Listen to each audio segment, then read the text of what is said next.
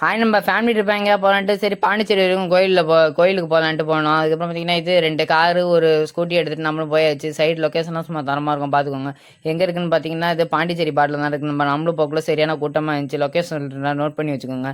Pondicherry border Thenpennai ஆற்றை தாண்டி போனோம். ஊர் பேர் வந்து தென்பா அழகர் கோவில் நண்பா. அதுக்கப்புறம் நம்மளும் 1 கோடி செலலாம் இருந்துச்சு. அதையும் பார்த்துட்டு அதுக்கப்புறம் பார்த்தீங்கன்னா அங்கே போக்குள்ள சரியான கூட்டமாக இருந்துச்சு.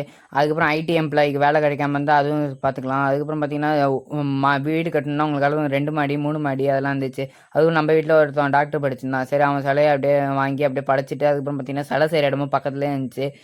அப்புறம் பார்த்தீங்கன்னா இது அப்படியே அவங்க கான்டாக்ட் டீல்ஸ் தரேன், மறக்காமல் ப்ரீ புக்கிங் பண்ணிக்கோங்க நீங்கள் போகிறதுக்கு 2 நாள் 3 நாள் முன்னாடி. அதுக்கப்புறம் பார்த்தீங்கன்னா நம்மளும் போக்குள்ள பார்க்கிங்லாம் சும்மா தரமாக இருந்துச்சு. நிறைய ஸ்பேஸ் இருக்கும். ஆனால் நீங்கள் சீக்கிரமாக போகணும். நாங்கள் போக்குள்ள லேட் ஆகிட்டு அதுக்கப்புறம் பார்த்தீங்கன்னா இது நம்மளும் ஒரு 500 பேருக்கு அன்னதானத்தை முடிச்சுட்டு வீட்டுக்கு போகலாம். பார்த்தீங்கன்னா அதுக்கப்புறம் கோபுரத்தெல்லாம் ஒரு ஃபோட்டோ எடுத்தேன். ஏதோ உங்கள் வீட்டில் எதுவும் காரியம் எதுவும் நடக்காமல் யாரும் வேலைக்கு போகாமல் இருந்தால் மறக்காமல் இந்த கோயிலில் ட்ரை பண்ணணும். போகிற வழி ஃபுல்லாக லொக்கேஷன் தரமாக தென்பண்ணை ஆற்ற தண்ணியில் மறக்காமல் கமெண்ட்லாம் சொல்லிட்டு போங்க.